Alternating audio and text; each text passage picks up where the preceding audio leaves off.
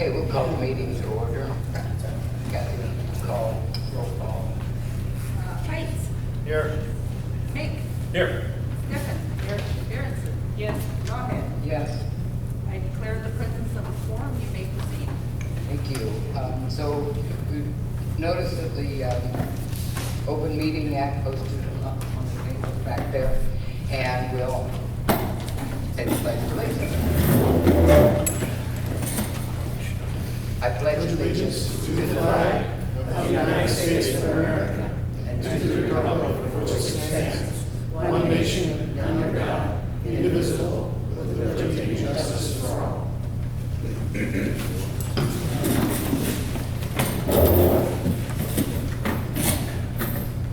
Okay, so the first thing on the agenda is the approval of the agenda, so I'll entertain a motion to that effect. I'll make a motion to approve the agenda. Moved by Arlene. Do I have a second? I'll second. By Don. And roll call vote with Larry. Yes. Don. Yes. Arlene. Yes. And Pam. Yes. Okay, the next thing is the approval or amendment of the minutes of the most recent meetings. And we have two, because we have July 1st and July 19th. So let's look at July 1st. First, did everybody get a chance to read those? Is there anybody that has any concerns that needs to be amended? We did a lot of discussion about a lot of things in the meetings. I see the typo. Okay. Is it serious typo? Well, just thought. We can fix that. Okay, fix that. The Joyce Stevens on behalf of Crofton Community Club requesting street closure for August 14th to August 24th. Okay. So noted.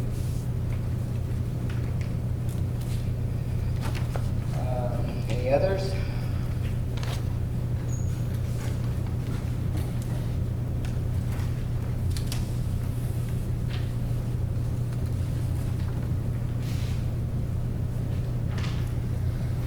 Okay. Then I would entertain a motion to approve the minutes for July 1st. I'll make that motion to approve the council meeting July 1st, 2019. Okay, motion by Larry. Second. Second. By Pam, or by Arlene. And vote Don, Yes. Arlene, Yes. Pam, and Larry. Yes.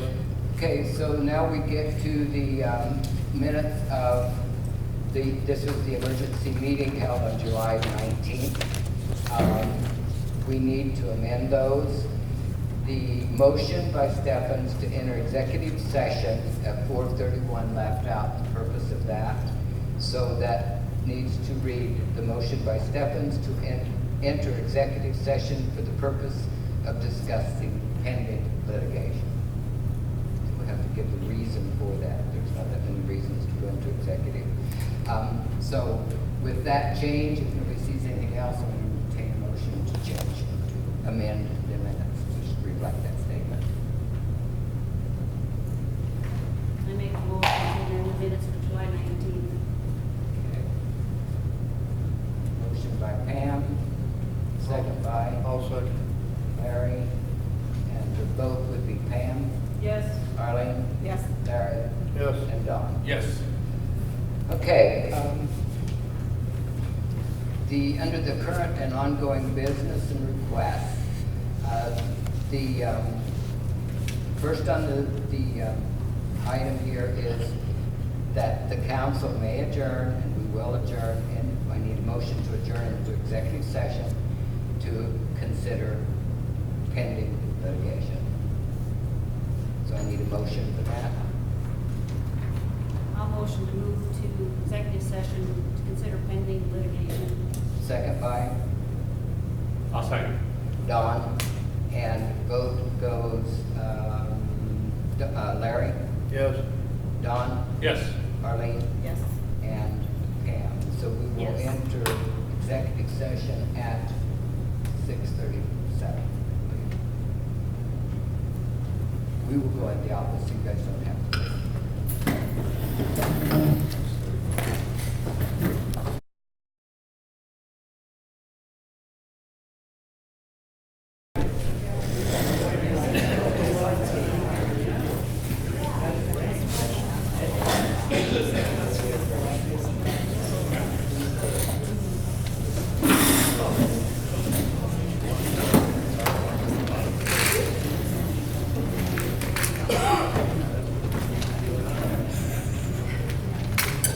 Okay, so we'll reconvene the meeting at 7:05.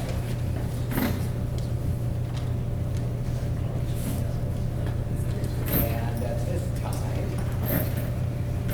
I would entertain a motion to authorize legal counsel to engage in settlement discussions with the legal counsel for Daniel and Charlie Henry. So moved. Moved by Don. I'll second it. And second by Larry. And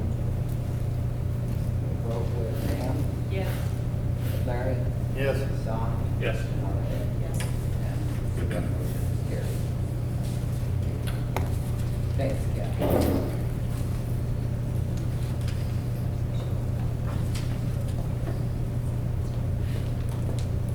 Okay, next on the agenda, we have a request for the street use for car wash during the cruising days, and that's by Beth Tramp.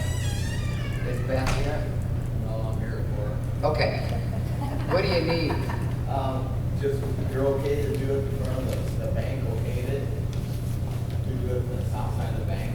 I think we're okay with that. We You're need a okay with motion. that? It's for the band trip, 2020, I mean. Right, and that, It'll be- you're using the bank's water, Bank's right? water, yeah, They're they'll pretty clean good. up when they're done. Yep, And, sounds good to me. They it'll can be come and fun. get my car, they got it. Oh, they can't, I'll be there. That's a long drive. So, if there's no objections, shall we have a motion for that? Would we have a motion for approving? I'll motion to use the street in front of the bank for the car wash during Okay. cruising days. Second? I'll second. Don, thank you, and the vote will go, Larry, Yes. Don, Yes. Arlene, Yes. and Pam. Yes. Next is a review of the financial statements, and I'm going to say that there's not a lot that I want to say about that tonight, and I know that we've kind of avoided that for a while because we're trying to get better statements as we go along. The budget's coming up, and what I do want to say on that is that the budget, there will be a hearing in September, then the budget, you have a public hearing that approves the budget that's already been put in the paper, and then it goes to the county, is approved there, and the levies are set. So that's a process we're all very well aware of. And on that, this Friday, we have Sonia from Clerk Books that will be out, that'll help with straightening up, getting rid of accounts that we don't use anymore, making everything more streamlined, helping get things in the budget. Well, she won't be here, she'll be helping us by the way she did with you guys.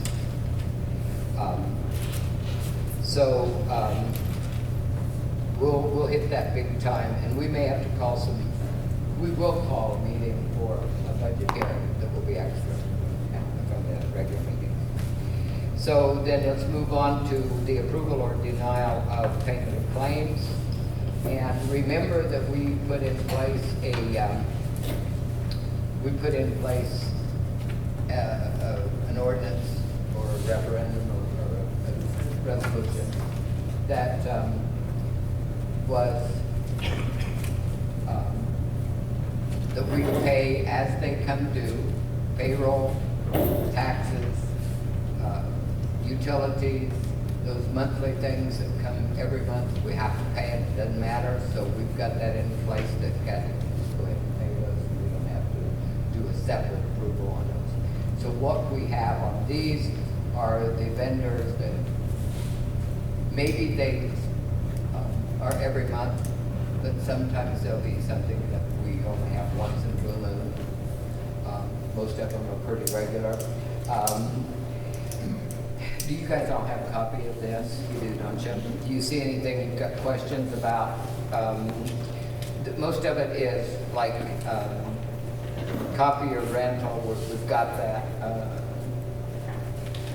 The League of Municipalities, there's a workshop that, is that for the water department? Yes, right? And both Larry and Pat are going to be, Patrick are going to be attending workshops, so we're going to see those come in. So those are just going to be something that they need to be getting done. We have to pay Mr. McNally once a month,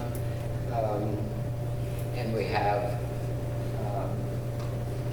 a refund, it looks like, of a building permit. We have Midwest Laboratories, which is always your testing and all that.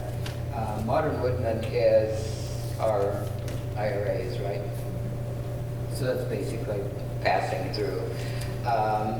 All of the testing, the waters and stuff, that's all in there. The one calls, the biggest hotlines. We get People's Grocery. We've got quite a bit of stuff from them for the pool. So this month's is a $337 bill. Then the rest of this is, again, basically things that we have all the time. We have a repair bill to Stephens for $311. That's probably one of the vehicles for maintenance, right?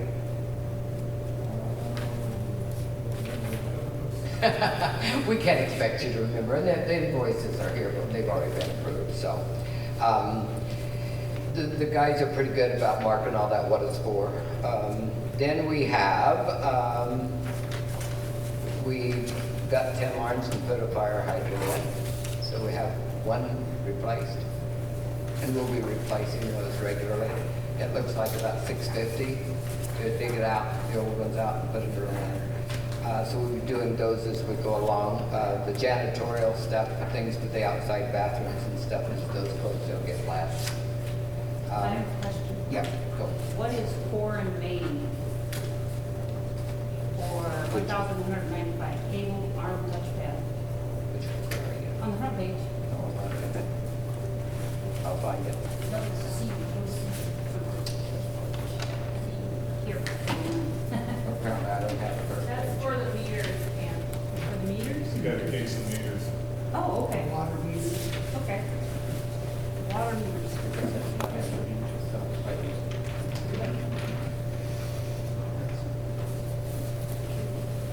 So those meters are the ones that go in when we need to replace one or one goes into a new home. City remains in control of them. We own them. So they just go in the houses and they use them. Any others?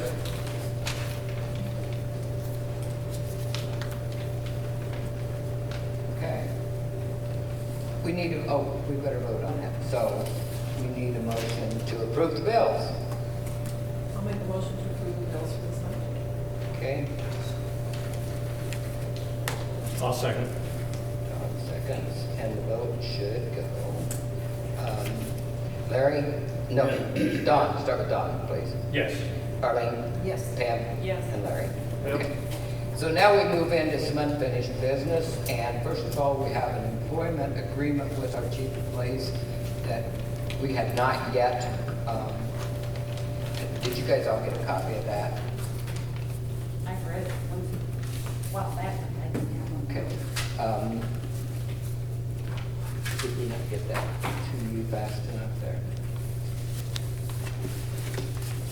It is the one that we had before. I want to make sure you find it so I can do that.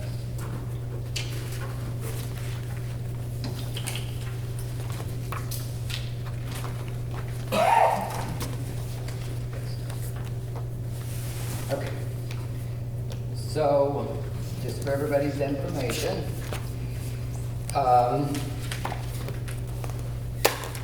Officer Holt will be attending the Police Academy at Grand Island starting in September. And so what our contract, when we agreed to this whole contract, we knew that this was gonna happen, so we have in place now, this is the terms. He will be paid $19.50 an hour, actual hours worked. He's encouraged not to work overtime.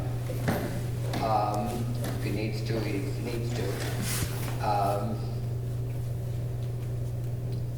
While he's in school, if he comes home on weekends, they have days off and he wants to work, we will continue that with the hours paid.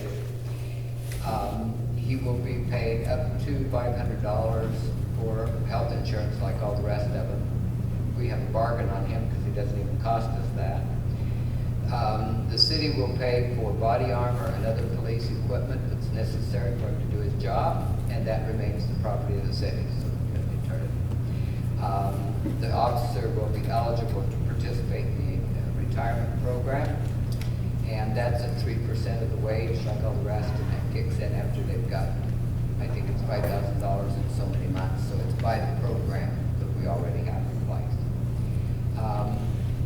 Be eligible to be involved in our sick leave, vacation, and personal leave, and that's being worked on in the handbook.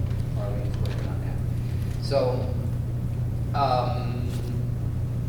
while he is at school, we will pay him $2,000 a month flat fee so that he can have some expenses that he can pay. Provide the equipment that he needs.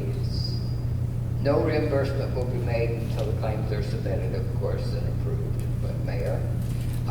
The officer agrees that in return he will enroll in and attend this meeting, this academy, as soon as they can make arrangements. And because we called them and they said if the mayor would request, we got him in this term, and I'm happy for that because we wanted to do that. Upon successfully graduating from any NLETC, the officer agrees to work as a police officer for the city of Crofton for a period of 3 years from the date of his graduation. In the event that he should resign within 1 year of his graduation, he will reimburse the city 100% of the cost of his salary, expenses paid by the city during his training. If he should resign within 2 years of his graduation, he will reimburse the city 75% of the cost of his salary and expenses. And if he should resign within 3 years, he will reimburse the city 25%. If he resigns subsequent to 3 years of his graduation, he shall owe the city nothing for his salary and expenses while training. So that's the terms of it. There's the rest of it is just police stuff. Pardon? Legal or the? Yeah. Hodgepodge. So if everybody thinks that's okay, we will approve that contract, and then it will officially be ours. I might add, by the way, I think we'll probably have to do that later. We've talked to 2 officers that are going to fill in, but we'll probably have to approve it at a later date. Okay? We need to approve the contract tonight. Yes, we need to approve this one tonight. But do we have to have a contract with the part-timers, is what I'm asking, or did we just ask the council to approve it? Most people don't have a contract with the part-time, they just use it as necessary. So I need a vote, and that's okay? Okay. So let's approve the contract first. So I'll entertain a motion about Jonathan's contract. I'll make a motion for Jonathan's contract with the city of Crofton. Okay? And Arlene's is the second, and we will vote. Don? Yes. Pam? Yes. Arlene? Yes. And Larry? Yes. So while we're there then, since we don't have to have a contract, I want you to know that there's a young man here in town who is doing the paperwork and has agreed to do part-time and evenings while Jonathan's gone and even while he's back, and that's a young man named Dylan Wilson. He comes from Bloomfield, he lives up here in the Pizza Hut house. I tried to catch him several times and he was always gone, and that was because he was employed. He's in the National Guard. He's back. He works for the Yankton city as a police officer, so he's agreed to work part-time and as we need special occasions. Then the other one is Brian Paulson, thank you, who was the police chief of Yankton, and I think actually hired Dylan at one time. He now works for Northeast College as their emergency management person, and but he's already been here and gotten acquainted and so forth and so on, and he's got to work part-time also. So I would like a motion from somebody that would approve them on a part-time basis to work at. And all of their stuff's on file. You know, that'll be after, you have to have a change of status with the state highway, so they'll all be legal. What's the rate of pay for the part-time? 16. And that's coming up for all the pays, so, but that's where we are. But thanks for asking that, Larry. I'll make a motion to approve of, I didn't catch this, Wilson's first name. Dylan. Dylan Wilson and Brian Paulson as our part-time police while our chief of police is at training. And when he's back. I mean, anytime we need him. Okay. And a second? I'll second. Dawn. Okay, and so Arlene? Yeah. Pam? Yes. Larry? Yes. And Don? Yes. Okay, so the next one is the phase 2 of the Kirk-and-Michael plan on the sewer plant. We already have completed phase 1, which was when they evaluated what we needed. That was brought about because of the starting of the Sharon Street process, and we had to. The EQ required us, remember, to make sure that the sewer capacity was okay for adding that area. I think Olson Engineers, if I'm correct on that, did the initial study, and the decision was made, what they turned in with the EQ, as I understand that whole process back then, that the capacity was fine, but upon inspection that it actually didn't come up to par with the mechanical working of the plant. I was told, I don't have the documentation and never have seen it, but I've been told, and Kelly, I don't know if you'd remember this, but I was told that they said that this whole study showed that plant could provide for 1,000 households. That's a lot of households. So we're not there by any means.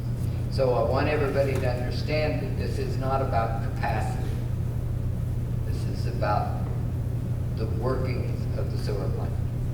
And Boomer gave me a tour, and there's a lot of rust out there. And they're babying it along, but it needs fixed. Then we had to come to the point of, because the USDA wanted to do a lagoon, not because they thought that was a better deal other than because it cost more, but they thought that the continued operation of it would be less because of the lagoon during the evaporative thing. Since we have no land that's not already in a lagoon, we basically said that's probably not going to work at all. So Ryan Brandt, who is the main engineer on this, I've been talking with him off and on for the last couple of weeks, and he was pushing it. I think that one of the electrical engineers came out and met with you, Larry. And because we're under some deadlines here, if we don't get this started, then they're going to have to go back to the state and get some more extensions on deadlines, because it's been going on since, what, 02, 03, somewhere in there. So we need to move forward. It's not something we can get out of. We have already paid KM $20,000 a day for the first phase, and I'm learning. The first phase says this is what's wrong with it, this is what you need, and this is what we can do. And it's about this much cost. Very, very out there guessing. I mean, they don't guess. They do enough of these things. Pretty close. So how are we going to, I look at these numbers, and $2.7 million, and I look at the spreadsheet of these 17 items that they probably went over with Boomer and everybody. I just can't see that number being coincided with all these 17 things. I know labor's gotta be involved in there too, but that's a lot of grease. No, what you're seeing there, Larry, that list of things is for this phase. That's not the entire thing. The phase is there. What you see from Crofton, Right. okay, that's the list of what they're gonna do for what they're asking for. The next phase is what, 116,000, does anybody have that list? Yeah, I got that.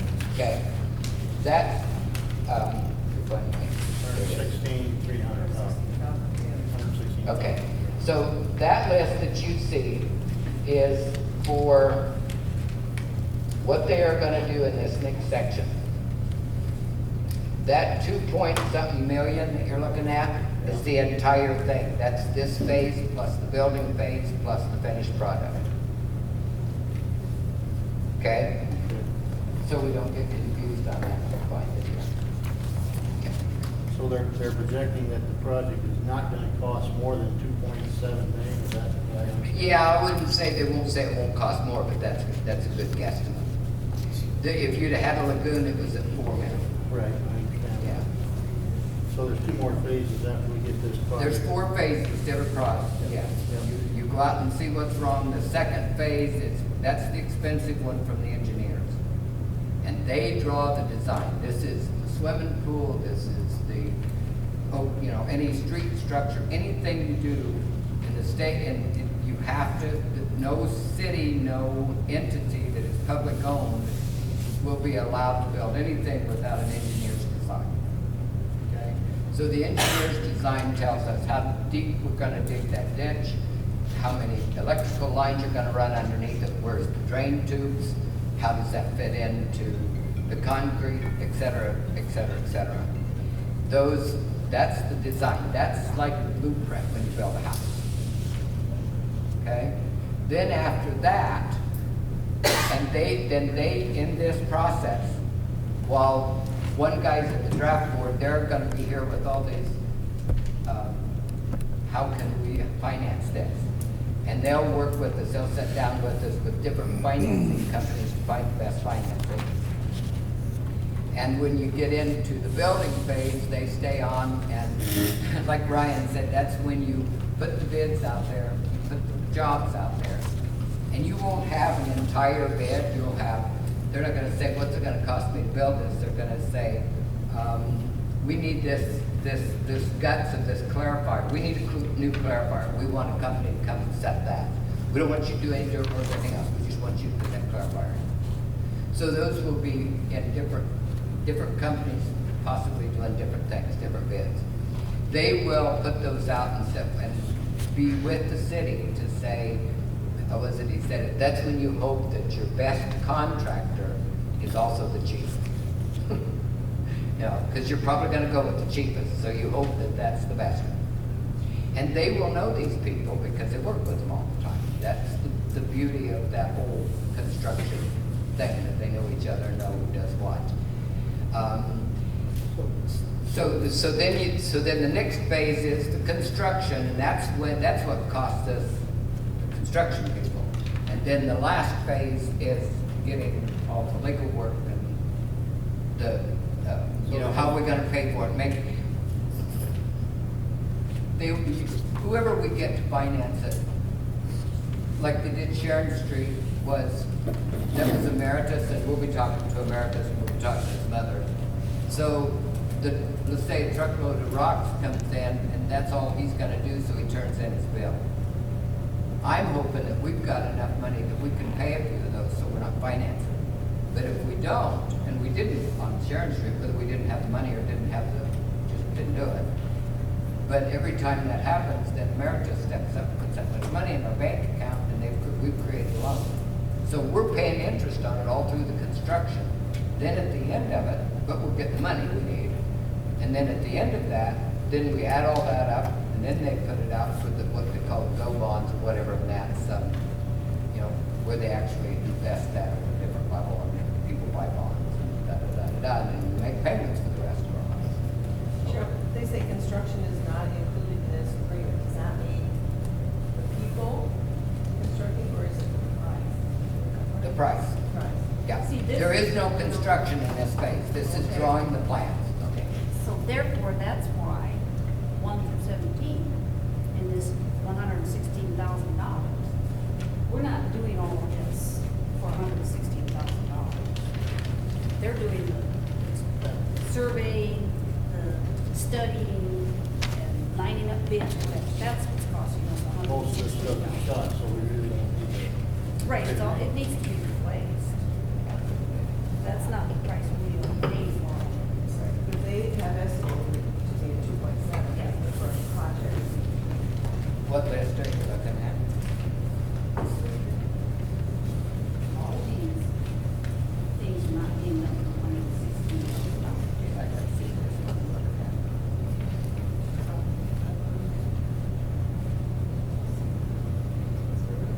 that. Okay, that's the proposed scope of all the work, yes. Sorry about that, okay. I found everybody else has a copy of it. Give me one. Okay. Let's move on. Other questions? Yes, on Kirk and Michael, we had a second letter that we were to read on the funding portion part of it. I just need some clarification. Okay, We were given the cost to improve the existing wastewater treatment plant. We were given two different loans. One is Nebraska DEQ state revolving loan, and the other was a gold bond. And they each estimated $2,700,000. right, Term of 20 years, right. 2% interest. Annual payment for the state revolving fund is $165,123. Gold bonds is $191,180. So on that it says estimated monthly user rate is $83 if you went with the state revolving fund. My question is that $83 include the now $32? No, no. already? My understanding is that that $83 is the user fee based on all of that information. They don't even necessarily know what we're paying. So that would be in addition to the 32? No, that's user fee based on the cost, not on what we're doing now. The $32 we're paying now doesn't pay for anything except wage because we have no improvements out there. Yes, I know. So to pay off this loan, We need the 80, in order to pay the loan, we need that 82 or 83, whatever it is, per month. $83 per month from each hookup. Yes. So then, we still have to pay that $83 to pay the loan and operate the plant. The city's still gonna charge 32? No, the operation of the plant's involved in Just an additional $54. the operation. Additional 51, that's all I need to know. Yeah, that's what it said. And that's not in addition to the 32, that's your total. Yeah, if you look at the table there, it's got O and M, that's the operation and maintenance. That's the operation and maintenance. 160,000, and that's added into it. So this ends up with the $83 user fee. It's already in there. And if you go to that second, oh gosh, darn it. If you go to that second,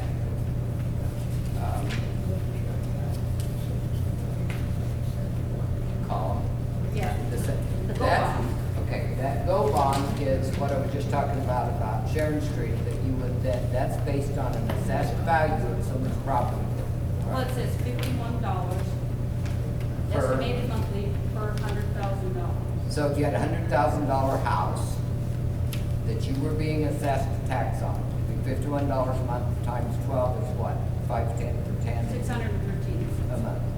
So Very you're telling good. me if somebody's got a $300,000 house, they're gonna multiply that by Yes, each month? yes. No, wait, if you, wait. They give you a month, and then what was your year, 600 and something? 613. Okay, so $300,000 house is times 3. That'd be $1,400 increase in the property tax. Well, I see your,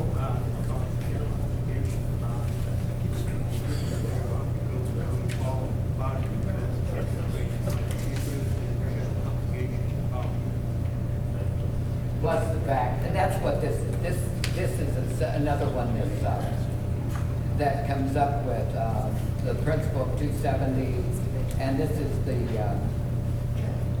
SCG.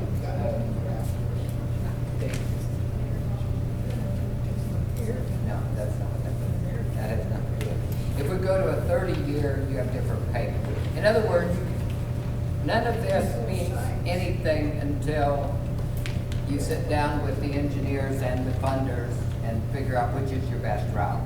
They're giving you two extremes here, I would say. You've got the, Right, but we have to have some idea of where we're gonna be year to year. We gotta know which direction we're going.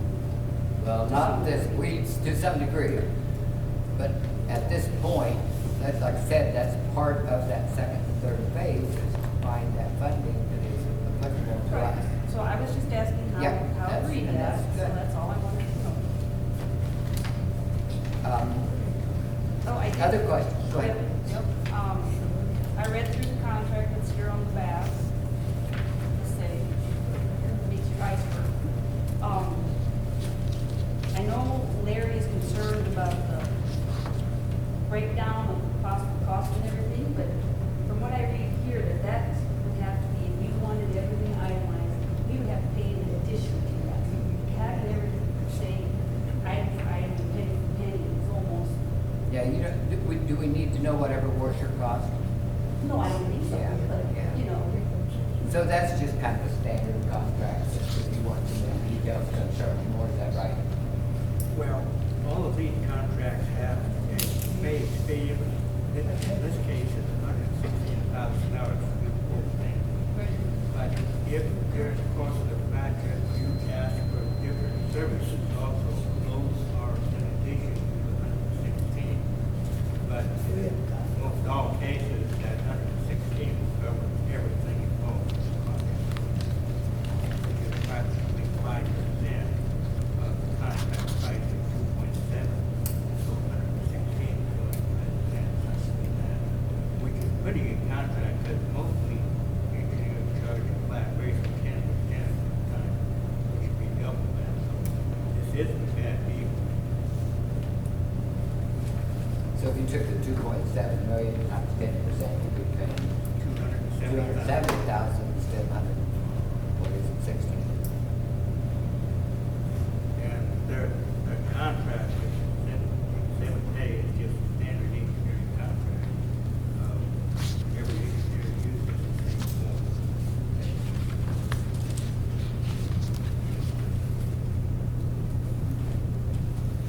So, Oh, I know what I'm going to ask. I'm sorry, but you told me to come with questions and I did. On, the contract it says, in number 5, invoicing and payment, if they charge, minimum time segment for billing field work is 4 hours, and the minimum time segment for billing work performed at an office is a half hour, do we know what that hourly rate is that they charge? no, but like Jim just said, that's if we don't just give them the flat fee and every time we turn around, we want this all itemized. If we don't ask them to itemize everything, you're not gonna get charged that, right? Did I understand? Basically, that's, if you ask for services other than what's in the basic contract for 116, then they're gonna charge you that standard engineering hours. Okay. That's where that comes in.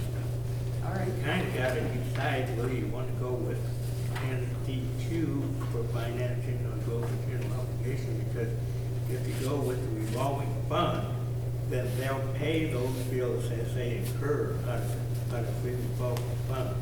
If you go with general obligation, then you're going to have to pass what is called bond anticipation notes.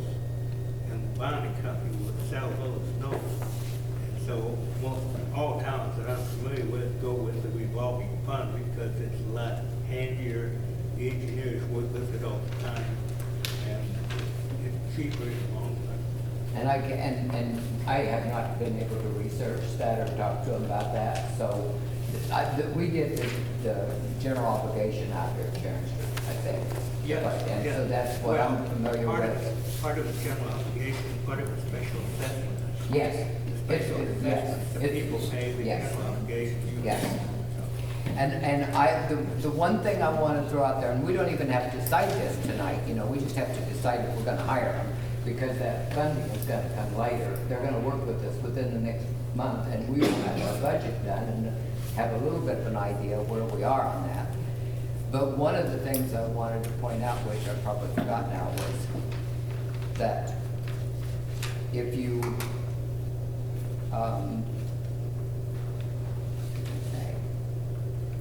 oh, forget it. Well, you really need to go ahead at the second page, because Yeah. otherwise you're gonna be put off for another month. Right. Pretty soon, the EQ's gonna say, are you guys serious about this or Yeah, not? we're already up against the deadline, and they've already been to the state and applied and got us out of trouble once. We need to move, yeah. Whatever, one of the things I was gonna say about charging it to the sewer, and you talked about that one time, about going through the sewer rates, and sometimes it's done that. Yeah, you're gonna, part of this deal is that if they loan you the money, they're gonna require that you pass an ordinance raising the sewer rates to pay for it. And they estimate that those sewer rates are gonna be $83 a month. So they're not gonna give you the money unless you agree to increase the sewer rate so that it can be paid If for. we're gonna, if we plan it that way, right? So, but my thought was that if we do it that way, that one of the advantages I see is that everybody who is hooked up to that sewer pays. It is not like your property tax and. That's correct. It's not based on the property value, it's based on the use. And everybody uses the sewer, so everybody's gonna pay equally for it. And if we have people who are on the sewer but do not live in town, we wouldn't have the power to assess them, but they can pay on the. If they're connected to the sewer system, they have to pay $83 a month. Yes, if we go through the sewer rates, then everybody pays. Right. And that's what I like about it, but we'll do some more investigation in that as we go along. Okay, so I'm gonna entertain a motion, please, to move forward, and this is, I can't put my hands on mine, but, The motion would be to authorize President Michael to commence the second phase of the sewer improvement project. yes. And the thing that I gave you, do you have yours, Darlene? Yeah.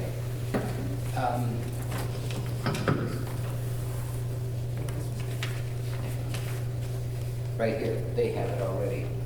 So we can just approve it and sign it? Correct. So this contract is the contract, folks. Okay? Thank you. So I would entertain a motion to approve the contract with, to move on to second phase with KM. Yeah, look at Michael. I motion that we move to the second phase of the sewer treatment overhaul with Kirk and Michael. It should be to authorize President Michael to commence the second phase of the sewer improvement project. Whatever he said. Authorize Kirk and Michael to move forward. You got that, Kathy? Okay. Second, I'll second. by Arlene. Then we will vote with Pam, Yes. Larry, Yes. Don, Yes. and Yes. Arlene. Okay. Okay, the next one is, the reason this is under unfinished business,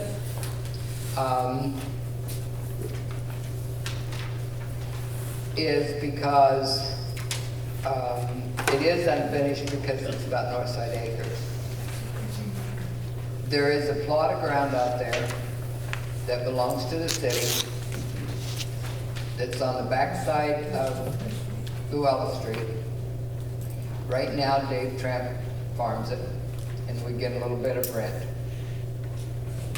At one time here in the last couple of years, there was talk about trying to raise that rent, but we also knew that we kind of had a good deal there, that it takes care of it and whatever, if we needed to get out of it and so forth.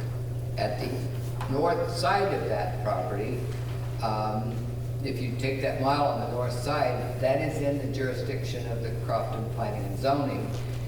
And so we already have some say-so about what happens out there, as you all know. If you're not familiar where that is, the corner that goes east off Highway 121, past Donnie Gunther's place, and on the south side of the road would be Alex Gunther and what's the other one? Yeah, Vista. Okay. Then just probably Alex's property is the corner, and then Tramps own that. The rest of it's the road.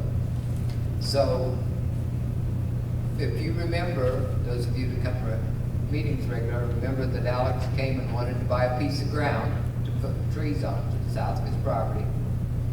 And we went back and forth with how much do you want? Well, I don't know, what do you want to sell? And nobody knew what size lots were there and so forth. So then I started looking at the plats, and we got Mr. Chase involved, and we said, gee, there's no plat that is filed at the county. So that's, we can't even legally sell that land. Mike and I, Ronnie Knorr, Larry sat in on one. We had Linda Webben come to one meeting to just kind of try to get the history of all this. And Ron Knorr has offered, and you have in your packet that from, what's the name of it, EDM Engineering. He said because this is hometown and he'd like to see something happen and develop, that he'd be willing to work. And so he has offered to do the first phase, which is the lay of the land, where's the water, what can we best do to develop this into a viable piece of property to sell. There's been all kinds of, I mean, I can sit down with any of you and talk to what we've thrown around, nothing definite. The first thing we need to know is how's the lay of the land. We know there's a water problem out there. Ronnie's talking about the little pits that they built, the water pits to get the water gone. We've talked about tiling. We've talked about where's the road going to be, and should we actually develop it before we sell it? My proposal to Ron was, let's go put water and sewer out there, take the road around the outside and pave it because it's already there. Quit thinking about going through the ditch. Mr. Hudson thinks that we need that access to the highway, and we agree. But Ronnie and I were actually on the phone for about a half an hour before I came to the meeting tonight. And you know, if we could get an access there, and we're thinking down again on Mr. Hudson's land, we're going to take his piece of property down there and build a road. But he said you could make passing lanes, put a big sign up that this is the industrial park, get traffic from both sides where they got full access, and sell those lots in lots of an acre instead of 3 or 4 acres. They've got water, sewer, and a road, and they'll sell for 40 to 50,000. But we need people that would say, yep, I'll go out there and get something going. So it's going to be a campaign, it's going to be a lot of things, but we can't tell what's going to be till we know the possibilities. Mr. Knorr has offered to do this initial study, which we paid $20,000 for the sewer, which is a small area and does not involve 23 acres of up and down hill and water problems, for $7,500 to do that first study. I think it's worth every penny. So I'm asking the board for a motion to do that. They've had it for a few days to study. I'll take any questions, but I just need you to know where I stand. I have one major concern, and it ties in with Sharon Street, because we went ahead and we developed that, and then had a big argument how it was to be paid. So we go out there, we do this study, we decide if we're gonna develop the street, the sewer, and the water. I'm concerned that the city's gonna get too far extended in all these projects that we're gonna want to do. That is my concern. I understand that. That's a valid concern. So that's why we gotta look thoroughly at the money coming up and look at the project. And when I talked to Ronnie tonight, he said, I would be willing to do this so you know where you stand also, and then if you're not ready, back off, wait for several years. He said, I'm not in any hurry. This first phase is only to basically set it so we can plat it. Yep. So we can even Yep. possibly sell it. Yep. Otherwise, we can't do anything. And you won't get a It's plat worthless. from anybody else probably for that money. Would you agree to that, Mike? Even to get a surveyor to go plat it, you're gonna pay that money. So this is a bargain. Because I mean, the plat is just to sell it, it doesn't mean we're gonna go out and start Right. building tomorrow. Right. It will explore what we can do with it. And what they've already done a lot of this. So basically what they talked about at that meeting was they'll use GPS, whatever. They will get the flow of the water so that they would know at the, and Ryan, I talked to Ryan at, on the sewer, and he said, that's not a problem, the sewer will handle that whole area. He would write that, he would, yeah. He said, we'll accept that write-off, that's not an issue. But they would be able to tell if, for example, gravity flow would get that, or if they'd have to have a lift station. They know where the water flow is. He guaranteed, Jerry Stephens has been concerned about this forever because all that water comes on him. And if you develop, like he said, that's a valid concern because every time you build roofs and sidewalks, you have less permeable ground for that water to go into, and you've got more surface water and more underground water and so forth. So he said, I would guarantee that what our project would be, they have no more water problems than they have now, and hopefully not as many. So we would try to get a buffer zone across there where we take care of some of the water problems. Right now, there's water probably standing in the back of Margaret Orange Yard, because that water can't get away from over there. That would help they would try to work out a plan that would get that water out of that backside of that residence. So it's all about, there's a lot of surveying, there's a lot of studies, elevation studies, underground water studies, and like I said, that would be an expensive situation. Which fund did we draw this payment on? Well, Water Street, sewer? We'll have to do that with the budget, figure out what, but it's, but it's gonna concern sewer, and it's gonna concern water, and it's gonna concern streets. So,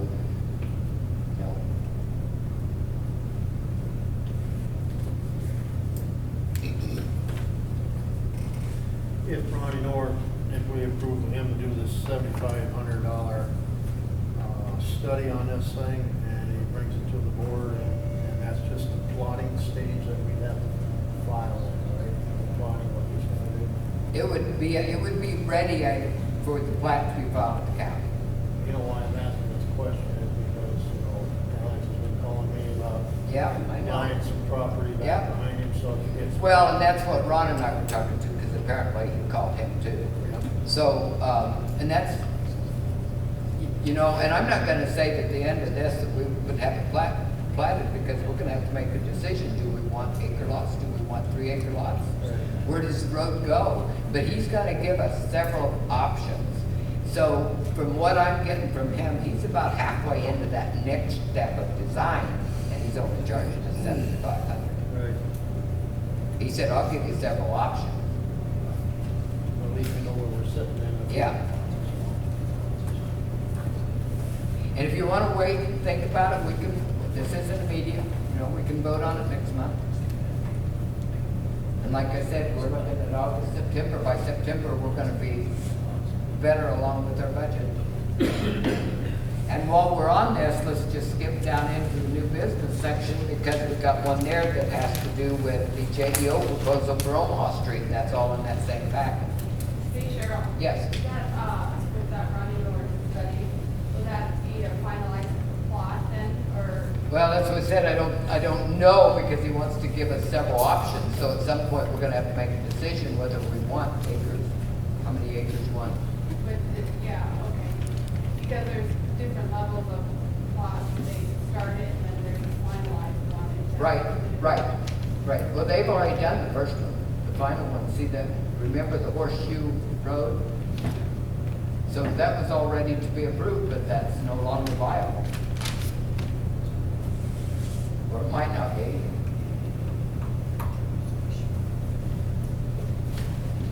So then the next one is the JDO proposal for Omaha Street. So Omaha Street sits down and goes west from the elevator.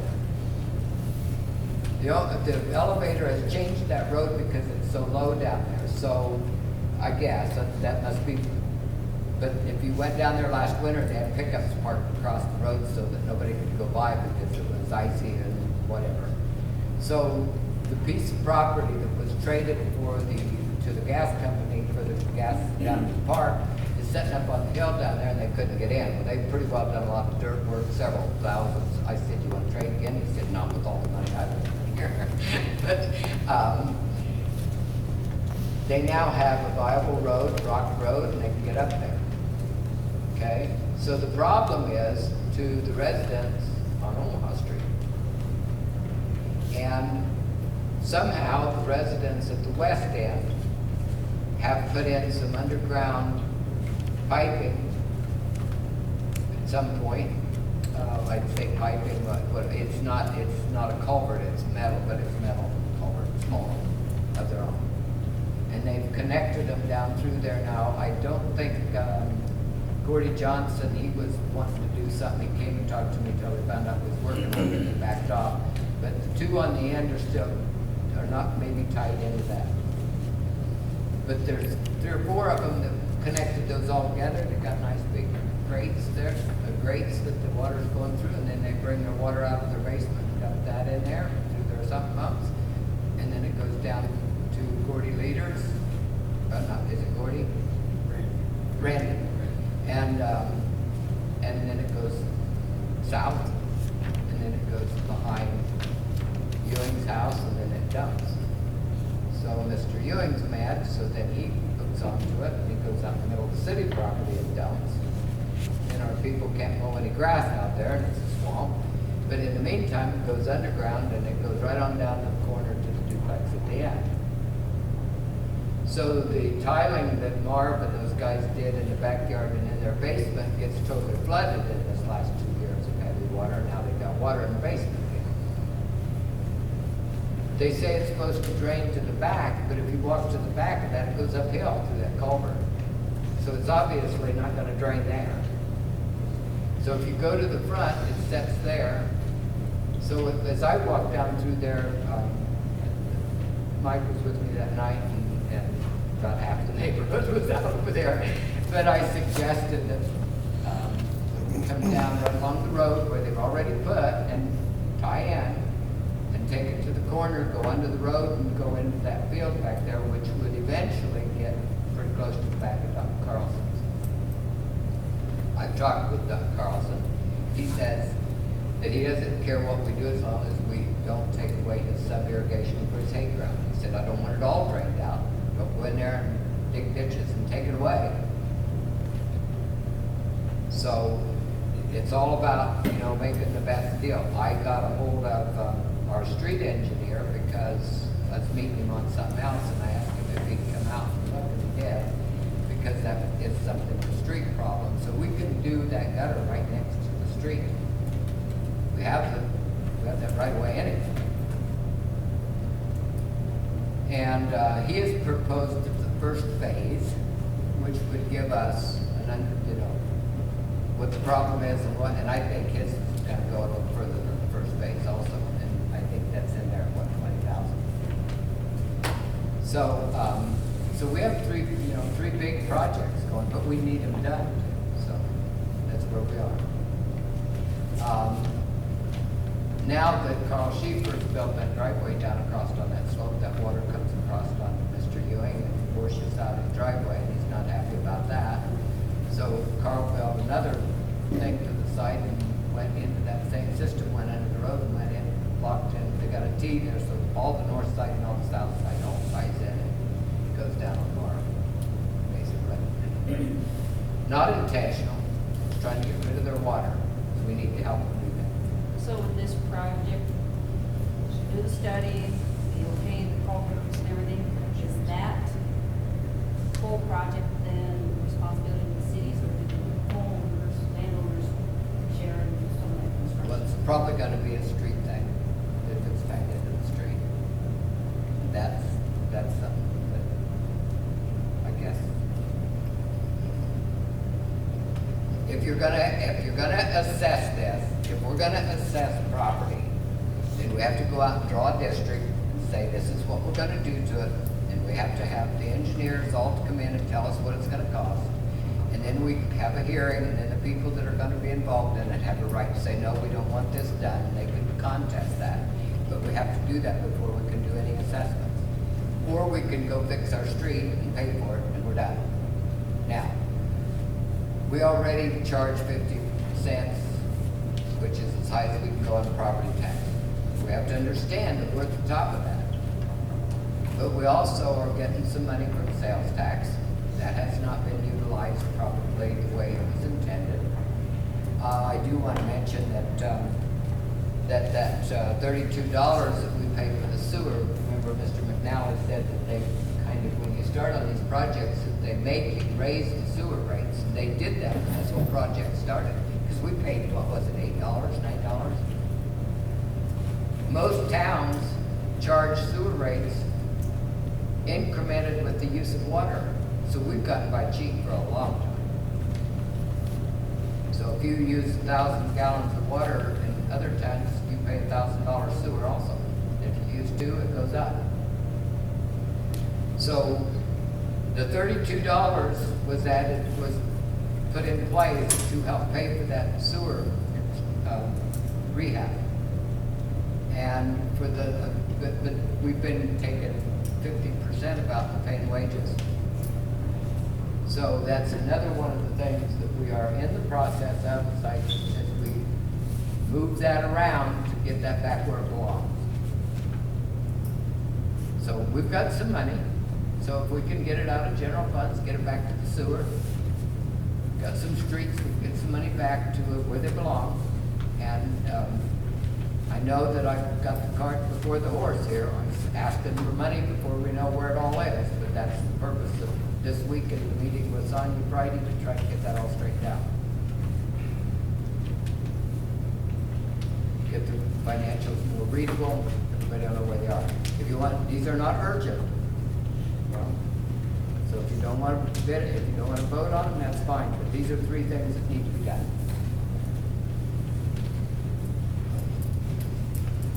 Let's think about that. If there's anybody who wants to say anything out in the audience, feel free.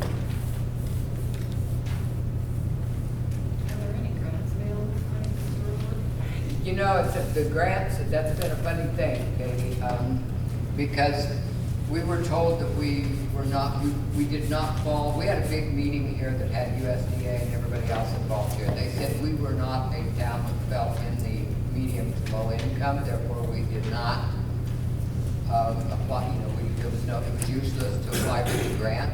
Then Kalina arranged a meeting with Northeast Nebraska Economic Development, went and they said, well, yeah, we've got this grant. The DEQ said way back whatever that you were qualified for $250,000. I said, well, that's $250,000. I'm going to get that. We need to move on that. Well, it turns out that a little bit later they said, nah, that was that study back in 2002. Maybe that's not right. So that's where we need to find this, whether we have grants or not. And if once we make this decision that we're moving ahead with that and we start looking for the financing, then that's when we start finding it, I think. Okay? And the low interest, 2%, that's not bad. But we'd like to have some grant money, that's for sure. But it's not that easy to get always. And I guess the flip side of that is thank God we're not, that we have money enough that we can do this. That we're not poor people. Anything else? Okay, would anybody like to make a motion on either one or both or whatever? Let's look at, what do you want to look at first? Anybody got a thought?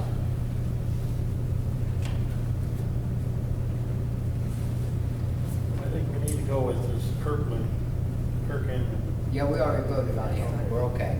Those other two, I know the street problem is an issue down there. I got property down there. It's a real concern. I don't know about this north side acres. I'd like to wait a little bit, see you next month, see where we're trying to budget. See where the money is, yep. But I do think we need to know what we're gonna do for the relief of the people that are living down in that area. And so we get it done before the weather turns bad on us or something. It's my views on it. And they're genuinely concerned about the value of their homes down there. Yeah.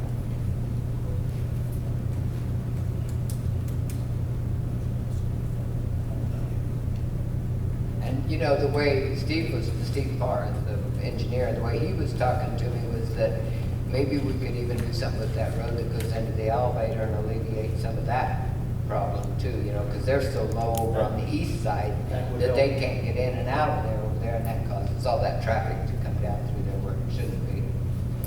The ones on Omaha Street say they're trying to come up from the west, they're not supposed to be on there, and the signs say no truck traffic, but they can't Well, find any other way through there, so they're trying to get in there. It says no tractor and plant equipment. Oh, I That's thought, what it says. Okay. Tractors are coming along there with their grain bins. oh, I thought they told me there was no truck traffic. I didn't read it. No I truck didn't- traffic on it.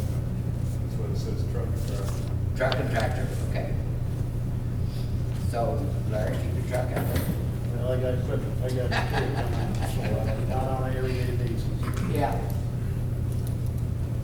I guess I would like to propose that we maybe table the north side acres until next month, so we know where our budgets are at. Okay. We have budgets right now. Yeah. We can know where we're standing. Yeah, Omaha Street is just a, A can't necessity. imagine, yeah, it's just, it's a must, you know. Well, then we could have a motion to authorize JEO to move forward with their proposal for phase one. Is that what we should word that? What are they doing, yard or thing? 10,000, or 20,000. 20,000.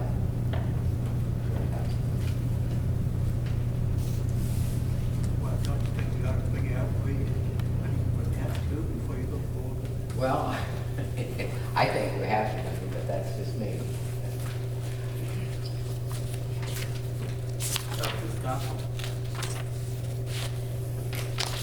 I should say, I mean, that's not a big secret. We have 500 and what?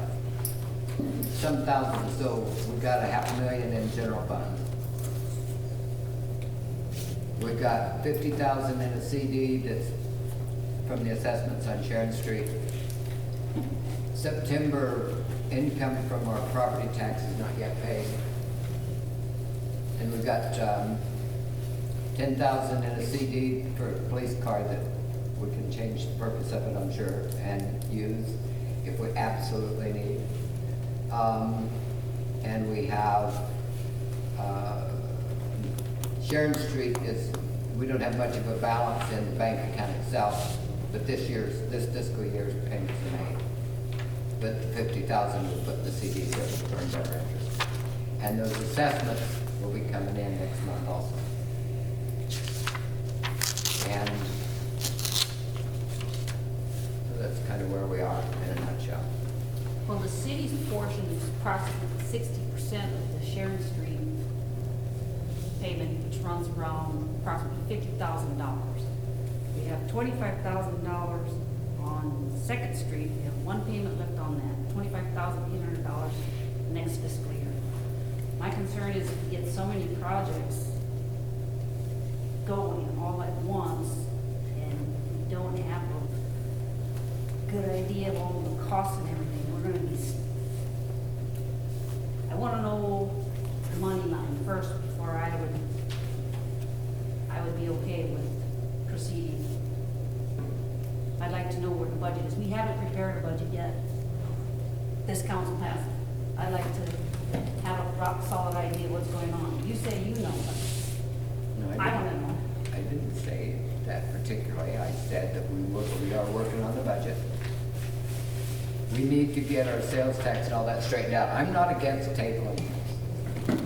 Wait, motion to table Well, the last two projects Just until table, next month. we'll Yeah. just table. So, But that's why I wanted them out that's why I gave them to you a couple days early, so you could think through them and see what you wanted to do. We have to move forward on the sewer plant. I have no other choice. I'm not arguing now. So we need to, you need to feel secure. I think these two projects need done.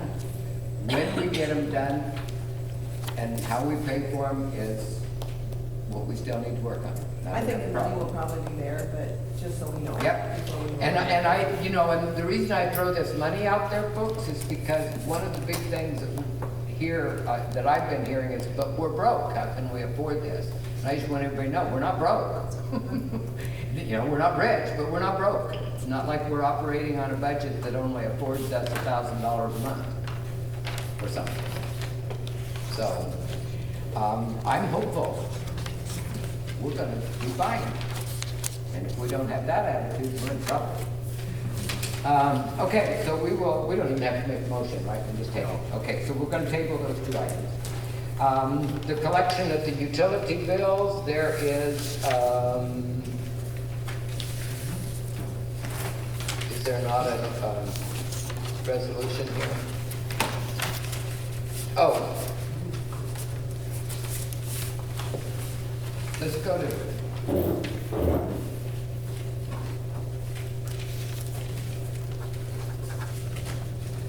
this is the collection of utility bills. The collection of utility bills is a problem, let's put that way. Pam's been working on the payment back of some of the deposits and straightening out that whole water bill thing. In the meantime, we've got delinquent bills and we're trying to deal with, figure out how we're going to deal with that. This one in there. That one. This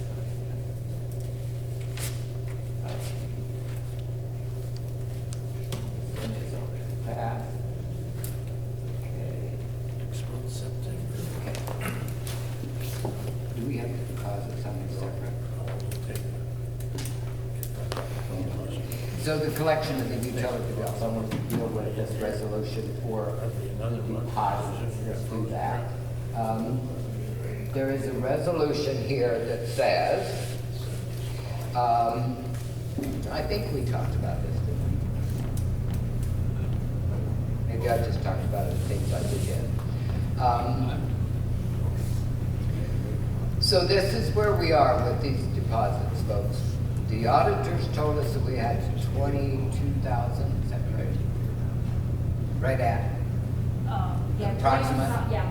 $22,000 that we are holding in deposits that need to go back to the people because that's not our money. Well, not all of it goes back.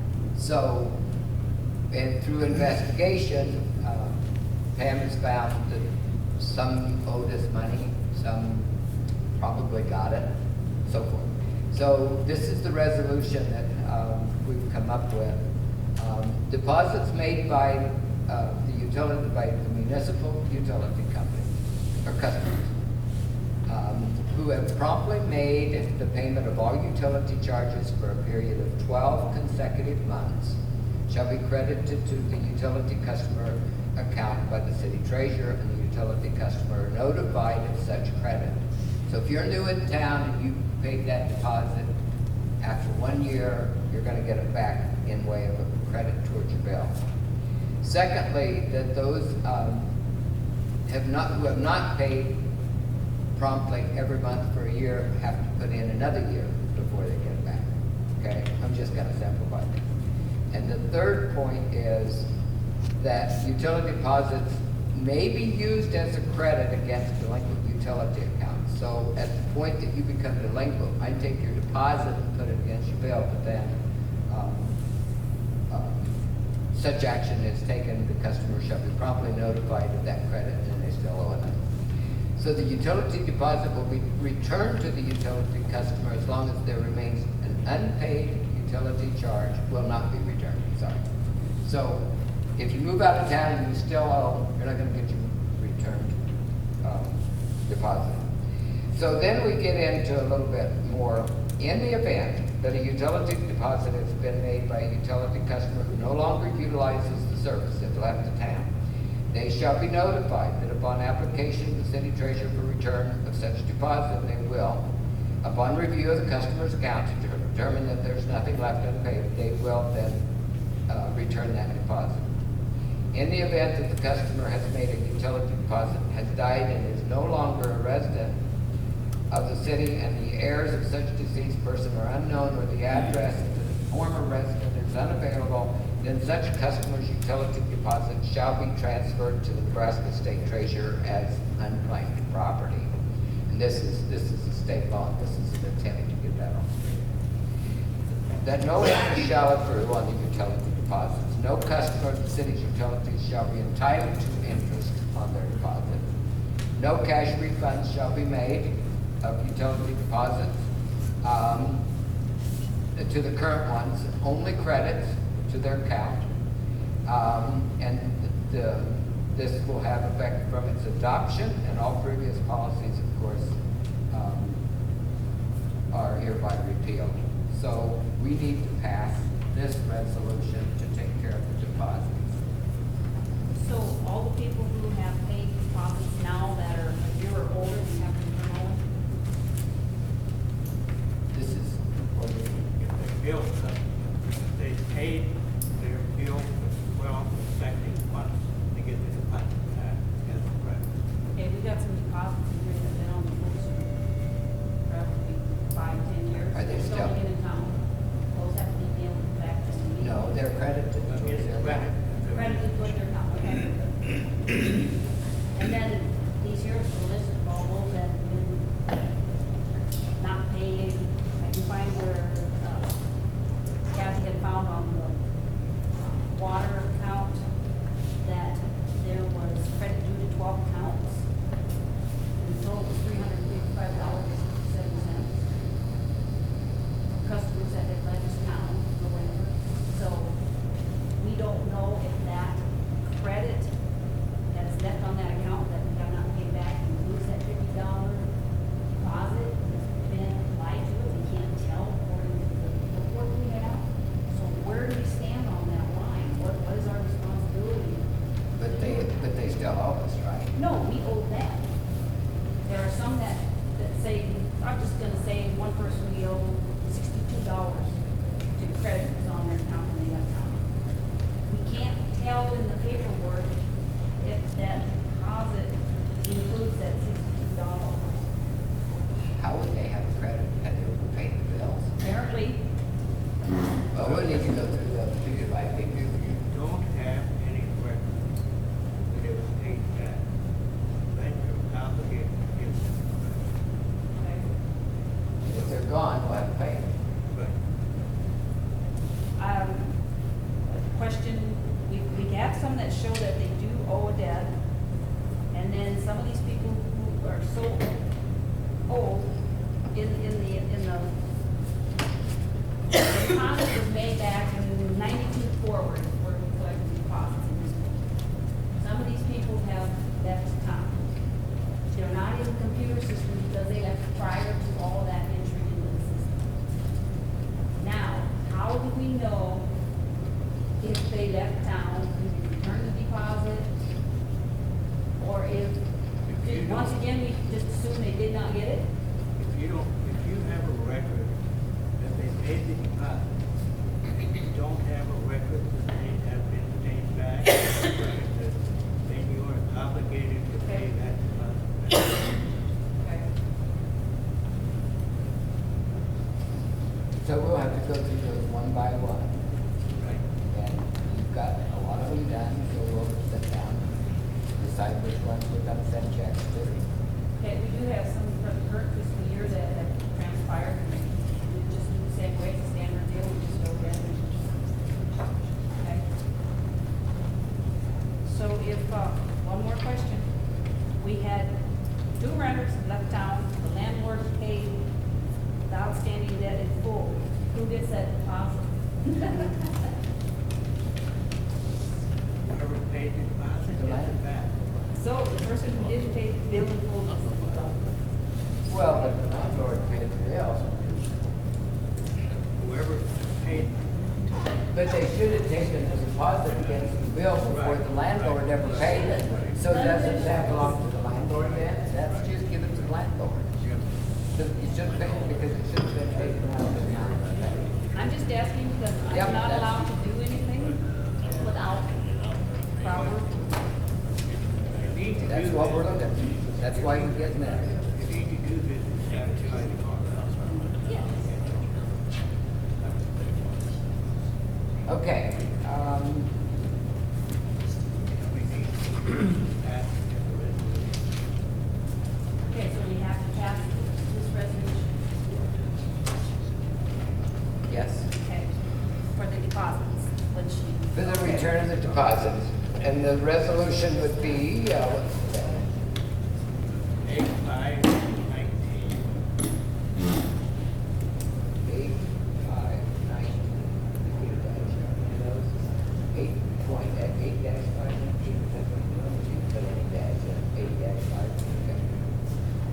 Okay, I'll entertain a motion to pass. I'll make a motion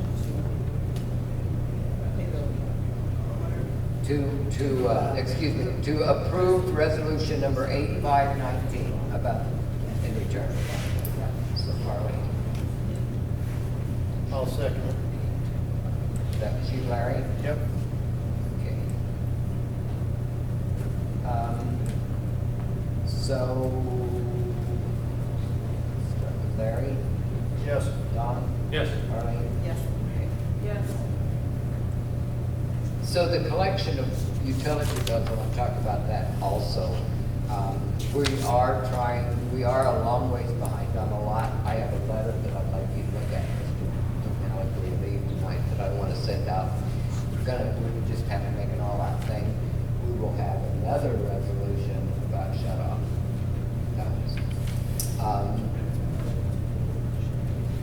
We need to enforce that because it's ridiculous sometimes. Just carelessness, as long as we don't do it, nothing happens.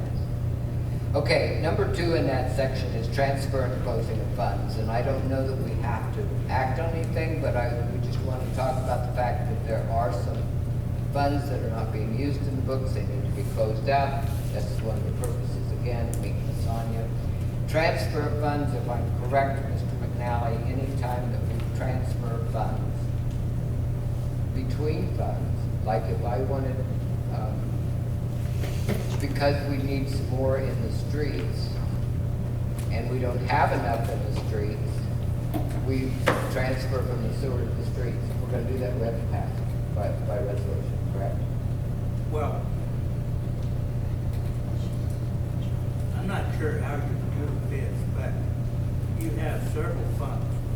Street fund, sewer fund, water fund, general fund. Right. The general fund is comprised of a lot of different things, including parks, police, et cetera, et cetera.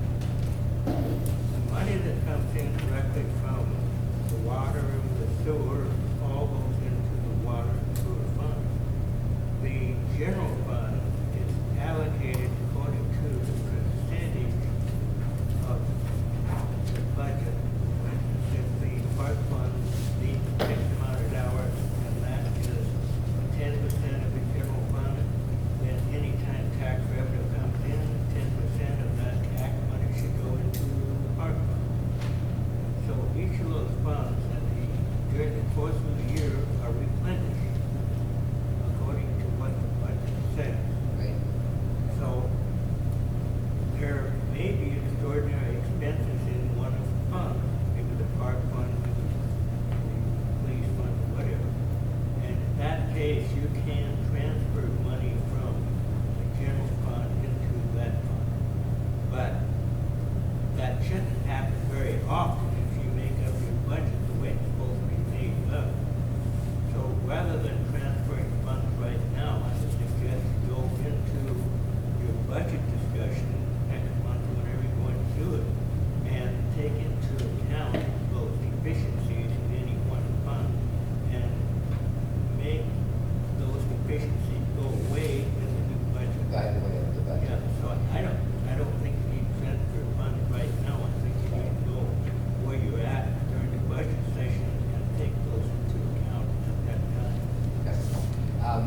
I know that one of the things that we wanted to do was to get the sales tax funds back where they belong, because we felt like they'd been used it wrongfully. Yeah, that sales tax fund should be allocated according to how it was voted on. Right, and so that's one of the things we want straightened out before we go into the budget. If I'm correct, in restricted funds for highway funds can only go for streets and highways. Restricted sales tax funds go into what they were supposed to be allocated to. General funds can pay any pay. Well, even the general fund is allocated for certain purposes By way of the budget. in the budget. Yes, but it's open to be used. Okay, okay. So that was partly so that we just clarify all that. Okay, then we need an ordinance setting payroll. And I just completed this. I don't know if I even got this to you guys. No big deal. I had Kalina type up a, Normally, Mayor, you adopt this ordinance after the budget is made, because at the time of the budget, you are figuring out who is. okay, so what's the thing about publishing payroll then by August? You have to publish it once a year after you set the wages.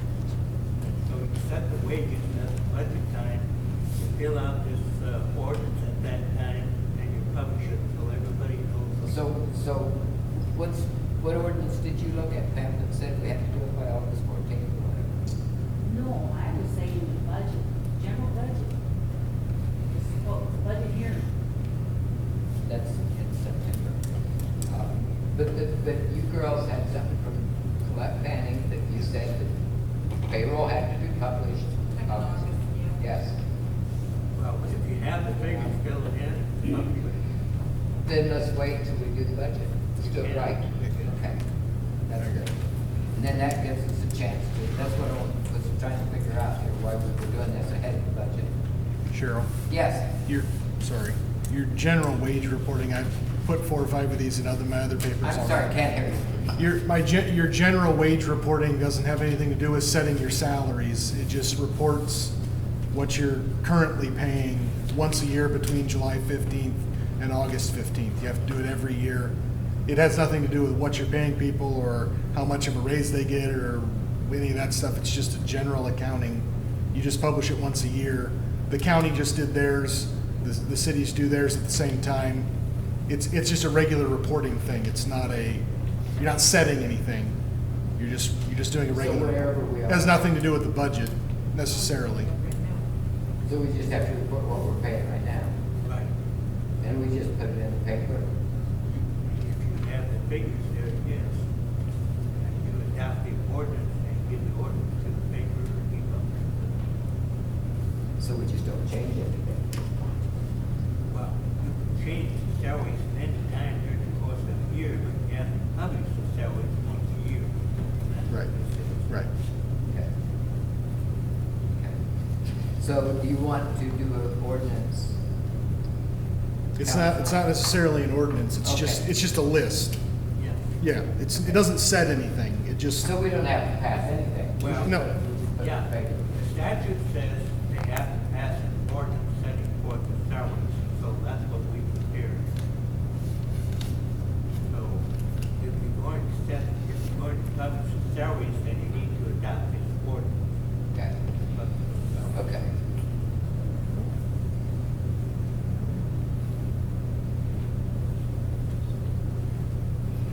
Well, council, I have these wages listed as to what we've already been paying. Okay? With one exception. We've been paying Leon to come in for 15 and some odd cents. And I propose that since we've got 2 police officers that are coming in, and this is all part-time, so part-time maintenance, part-time police officers would be, just give them a flat 16, which is pretty much where it was.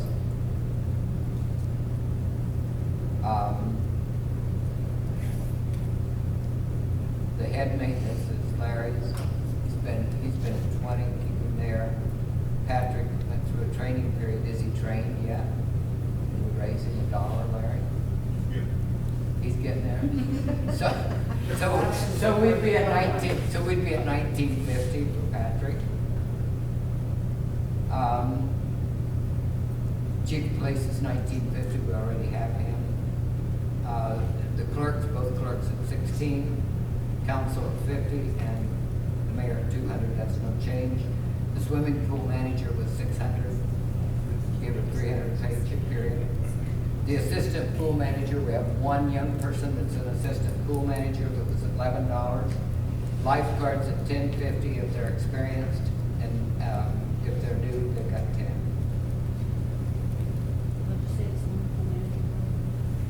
11, and then, but Nikki, the overall manager, was 600. Okay.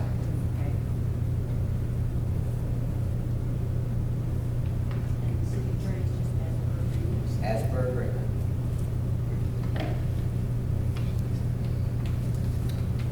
Then the mayor's 200, I was like, 100, but I don't know, I don't see what you said. Well, you can read all the ordinances, though. Questions? Should we just do this and get it published and done with? Okay. The ordinance number 8519. 8519 is the ordinance number. I'll entertain a motion to, This isn't ordinance, you have to waive the reading of 3 separate cases. oh, that's right. Vote on it. So ordinance number 8519, and we have to read it the first time, or just by title? Yes. Somebody needs to move to waive the reading. Okay, I got a question. okay. The resolution is 8519, and ordinance 8519 doesn't matter? No. One's a resolution, one's an ordinance, okay, gotcha. I need a motion to waive the reading 3 times for the ordinance 8519. Who wants to make that motion? Let's learn how to do this. I make a motion to waive the 3 readings for the ordinance 8519, publishing once a year general wage. Second, I'll second it. by Larry. Vote. Don? Yes. Arlene? Yes. Pam? Yes. And Larry. Yes. Now we'll take the motion, right, to adopt 8519, which is the ordinance exception fee wages. Motion to adopt, I'll make a motion to adopt. Arlene, thank you. And second, I'll second. Dawn, thank you. And we will go, Arlene, Yes. Pam, Yes. Larry, Yes. Don. Yes. Okay, so that one's done. That was that done.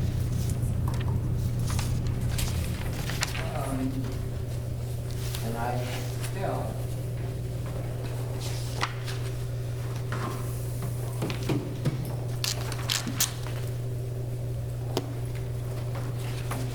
What was in my packet?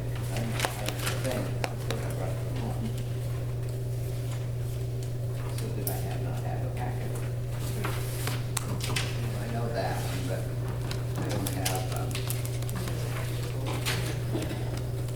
okay,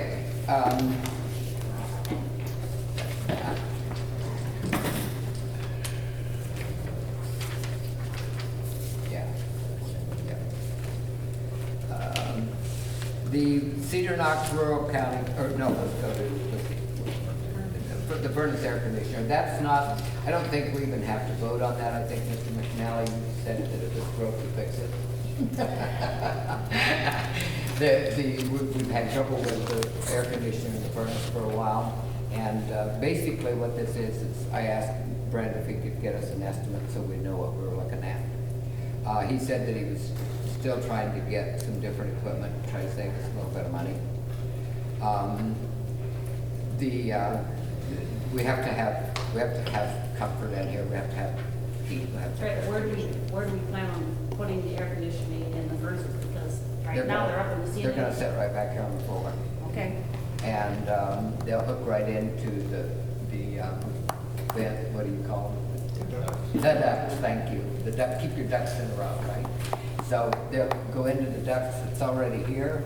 We'll get them out of the ceiling, and we'll probably build a little room around them somehow so that they're set off. If they need to go through the wall to go outside units, they can go right through there. They get the exhaust out. Larry, you've worked with him, everything looks good. This isn't a bad price, basically. You think? Oh, you haven't seen it? Sorry, I didn't. He's got 2 units at 120,000 BTU, 90% effective. So the 2 American Standard 5-ton air conditioners, 2 scuttle filters on the furnace, line set, 3-inch PVC pipe and fittings for the chimneys,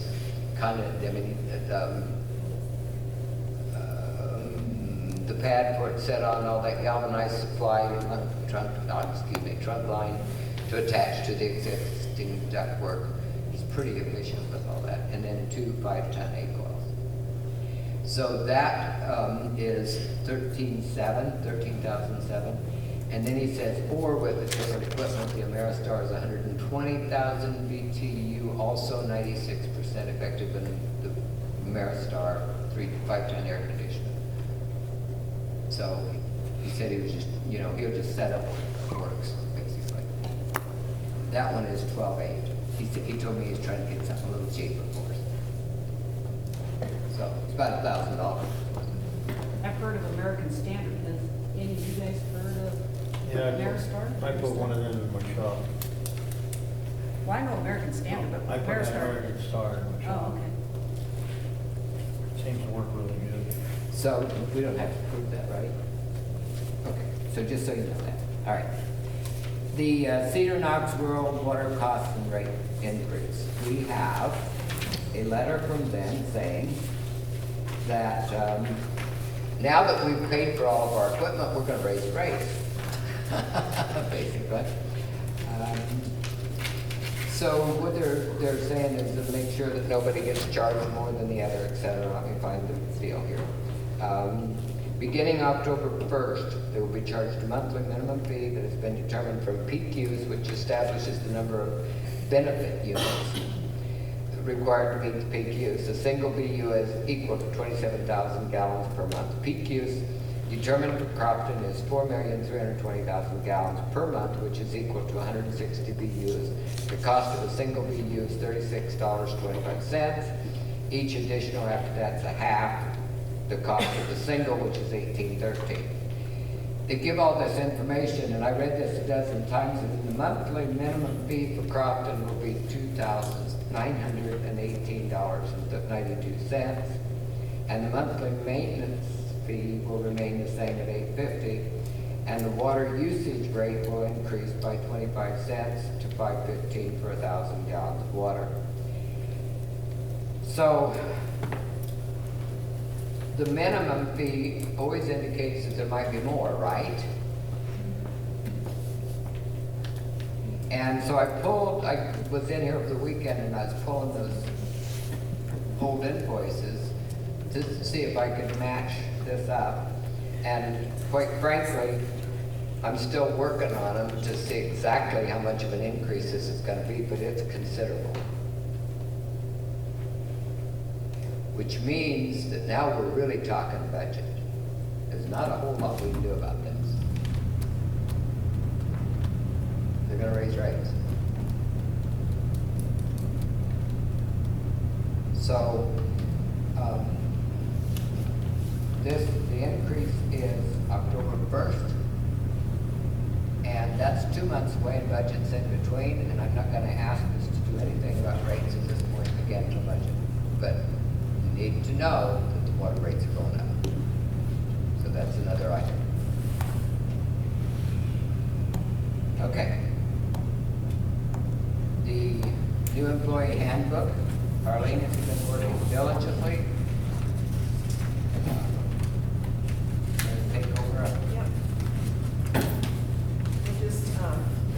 together, so I'm gonna give a council member each one. And you guys can take it home, read it through, and work it up. Let us know what you wanna do different, or, what's that? No, I didn't use no big words. No, I didn't. If It's she's pretty got, general. if she's got any big words that's in there, it's because Jim gave her the skeleton, Yeah. right? It's his skeleton. Yeah. Arlene, do you know exactly where that section is about the sick days? Yep. Okay.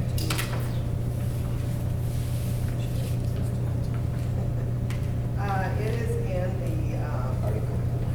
probably Article 4.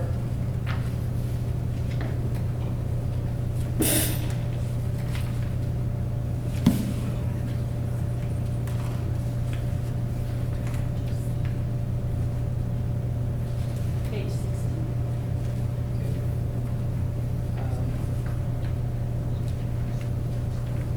Okay, so do you want to go through this, Arlene?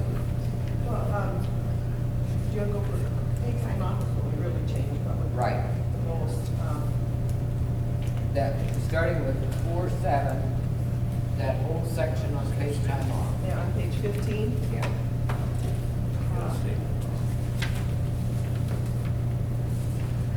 If, one of the bigger changes was, I guess, if the employees employed the first year, they'll get 10 days off. Second year, they'll get an additional 10 days. And if they say 3 years, it's another 10 days. If you don't use it, it accumulates up to 30 days. If you use it in that time, it just is taken off as, use a half a day or whatever. This was for illness or injury. And then we did family, personal leave, bereavement, and vacation, kind of all up in one. And it's accumulated the same way up to 20 days. Like the first year you get 10, second year you get 10 more. So you can accumulate it up to 20 days. And then, and that can be used for any of those personal, family, bereavement, or whatever. And it's, I guess it specifies in there, you know, and each employee would get a handbook and stuff after the council approves it. And, you know, they put it in there, and it's subject to change, whatever people want it. So that basically Like it. stays, sorry, excuse me, that basically the 30 days is equivalent to what was the old 240 hours? Well, 240 hours divided by 4 would be 230. Sorry, 240 hours. One divided by 8. Divided by divided by 8, yeah. Yeah, So that would be about 30 days. 30 days. Yeah, So it's the 30 same, days. It's okay. pretty much the same. I just wanted to make sure, Yeah. Larry had 240 days accumulated, you don't want to ax him. Well, no, you we know. never, I don't think you want to take any days away from the No. employees you got now. No. But I just wanted to make sure This we would weren't. be as a new employee comes up Okay, into. but it does work out to be the same. Like Jonathan comes in, you know, he's gonna be working on this. I think we talked about a lot that it gets rid of a lot of the bookkeeping, because now you have to calculate so many hours of work, earned you so many hours of vacation, so many hours of sick leave. So basically, let's say that Larry comes in next year, we're gonna give him that 10 days sick leave.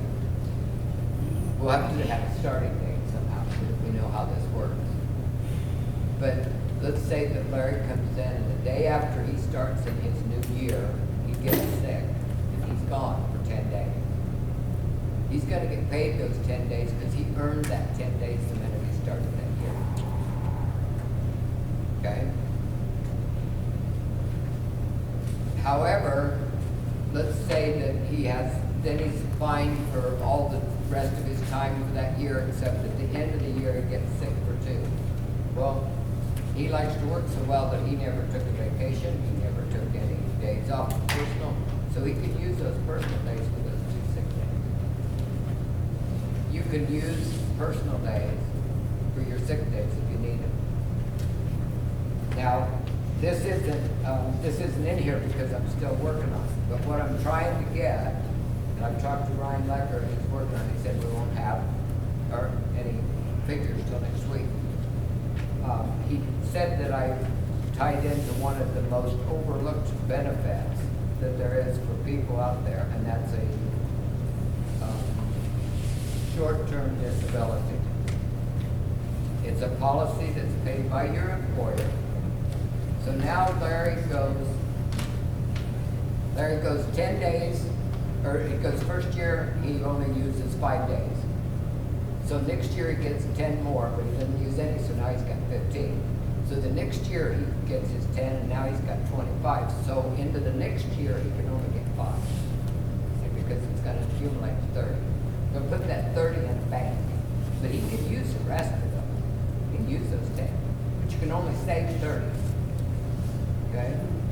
Now let's say that he's got his full 30, and 5 years in he gets hurt, or whatever, and not on the job, and he can't get workman's comp, and so he's in the hospital, and then he has 5 surgeries like Larry, and then he's got all these days and he's used them up. He's got his 30 days gone. So then this short-term disability is gonna, and he still can't get back to work. Now, and if you're really laid up, you can't get anything until 6 months out on Social Security. So this 30 days, if I can get this policy going, then that policy is going to kick in and pay you a disability insurance until your Social Security kicks in. Disability. So it's that gap. And it's very reasonably priced. It's a giveaway. When I was at school, they paid like $2 a month. So it's affordable, and it's still like that. It's affordable for the board. And it gives our employees some real coverage for that time when they have some intense illnesses to deal with. That's why we have to keep you can't use your sick days for the personal leave and then tell them you're out of sick days. So we have to keep those separate. But you can use your personal days for sick leave. And the reason and I want to read something Arlene found it, or one of us should read it.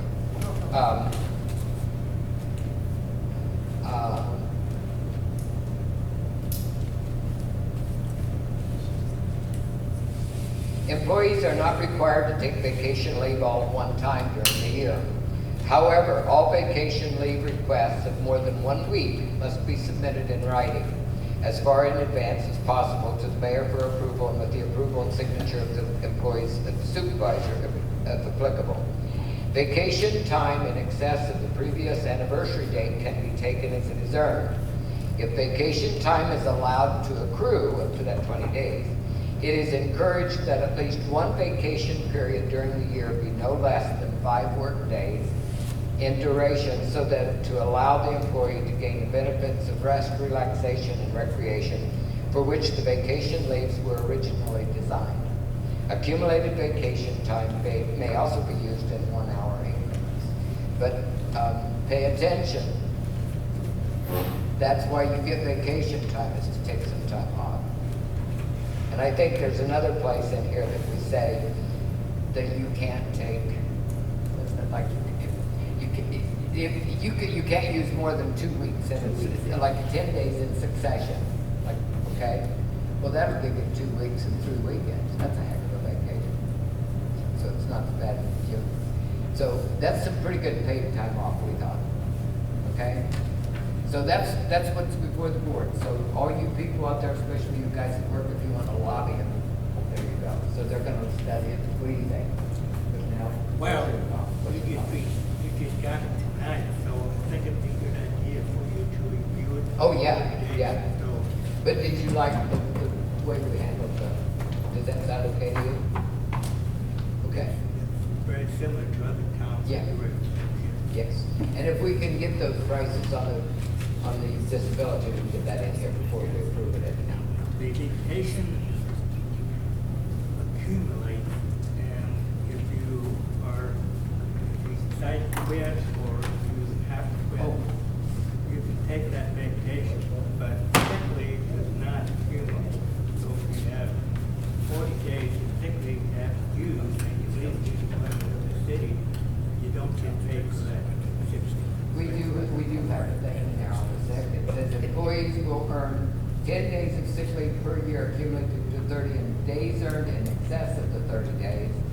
will be reimbursed on a yearly basis at $50 a day.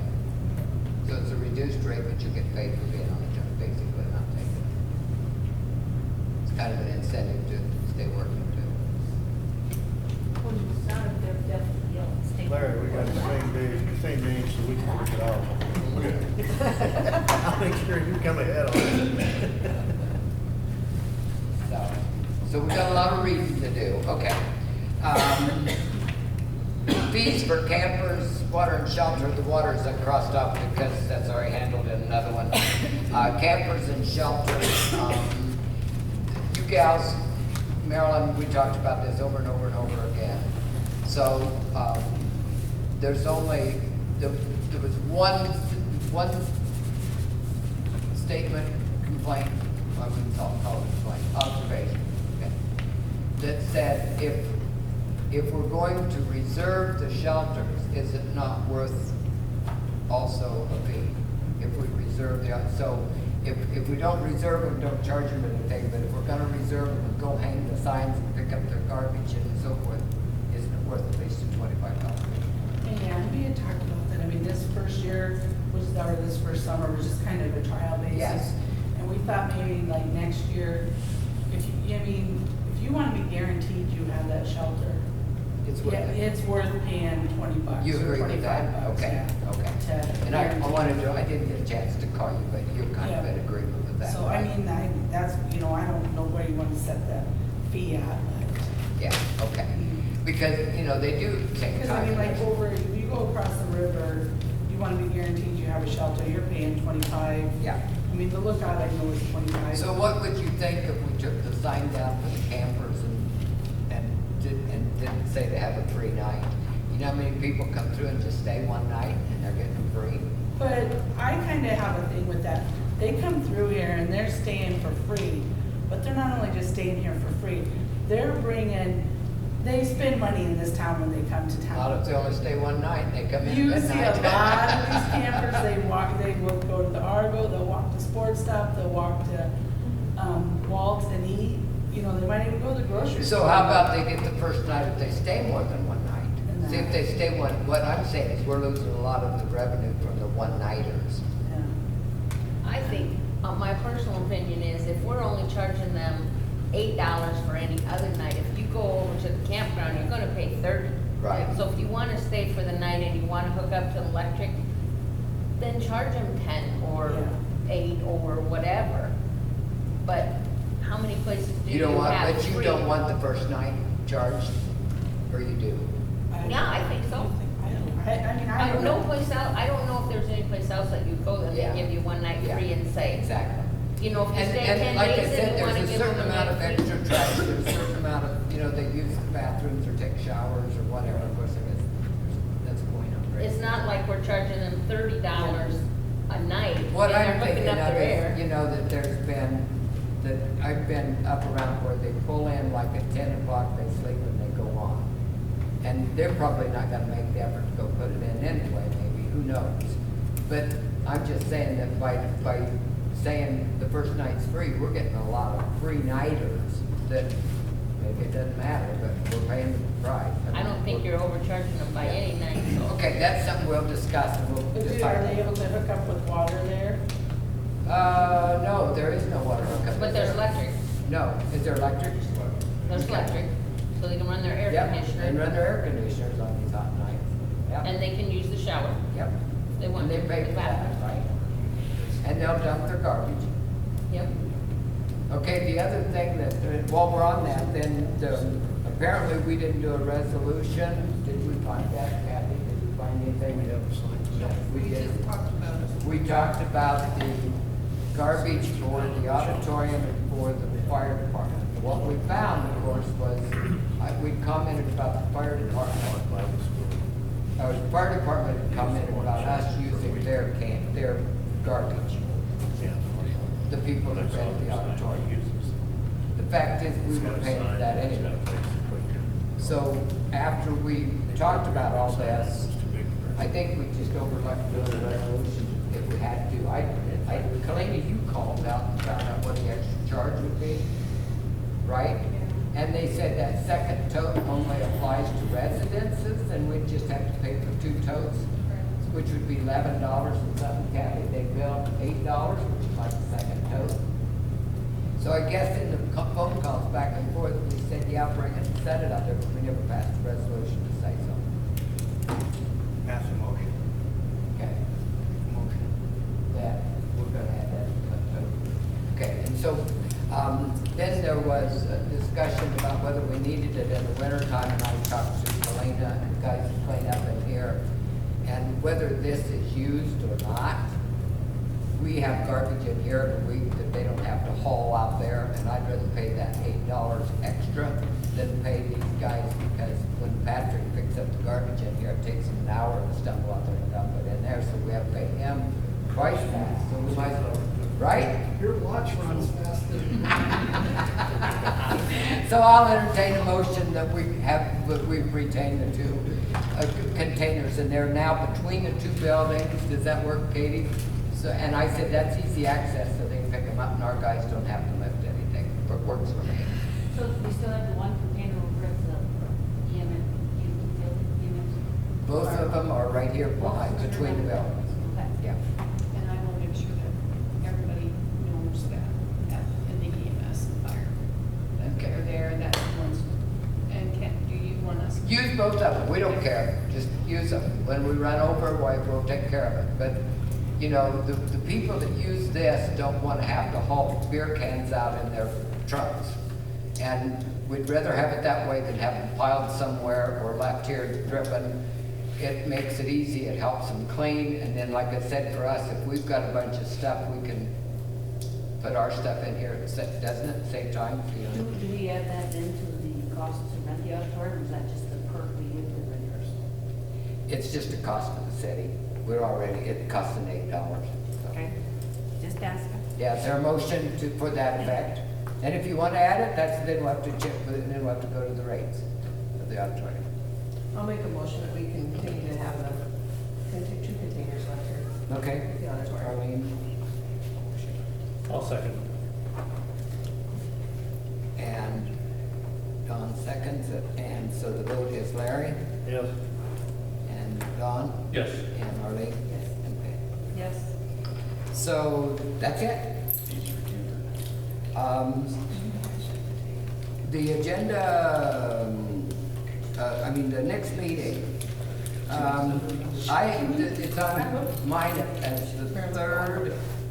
There was just, do we need to get a sign over there then for camping? Okay? To go back to that, I know, is there a sign over there? There used to be on there for camper, didn't they, Larry? Used to have a sign right over here, camping.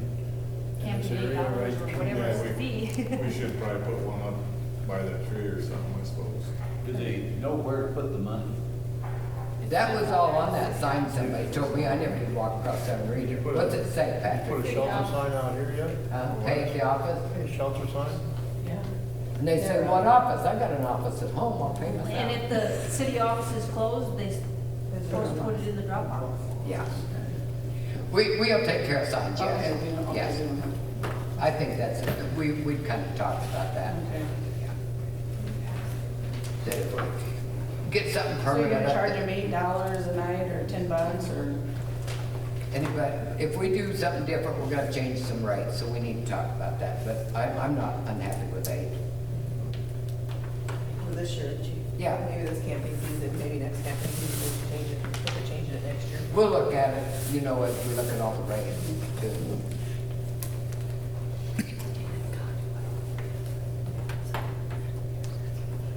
So maybe I would entertain, when do we want the meeting? 3rd, 4th, the 3rd Labor Day? is on Tuesday after Labor Day, right? The clerk books training, or clerk books training that Tuesdays? Yeah, Kalina, that was on Tuesday that week. So do we want to move it to the 4th, which is Wednesday? Arlene, is that your group is done? You want to do Wednesday? Guys, September 4th, okay? with you want guys? Wednesday? Yeah, that's fine. I'm okay with Monday. Why don't we just have it on Monday, because it's Labor Day? Yeah, Yeah. maybe not. Does that bother anybody? If it doesn't, we can have it Monday. Why Monday's fine with me. I don't know if we want to keep changing. We Are you need going, that you gonna be anywhere? proposal that we have, Oh, first Monday every month, and then we keep trying to change it. Yeah, I'm and not- the only reason I did, that we thought about that was because of, does that interfere with anything we do on, okay. So everybody can be here, if you were at State Fair showing a calf or something. I don't know. Sometimes I had one of my mom's over there with that first. I can- Yeah, see Dawn, What? Arlene's gonna be in North Platte. North Platte? Get here by 6:30. You know, I could probably do that. That's Monday, yeah, I'll do that Monday. You'd be coming home anyway for work Yeah, the next day. yeah. Gotta come home. I would be. Okay, let's, Eddie needs you. so the third, Third is, Tuesday is. or excuse me, the The second. second. Second to Monday.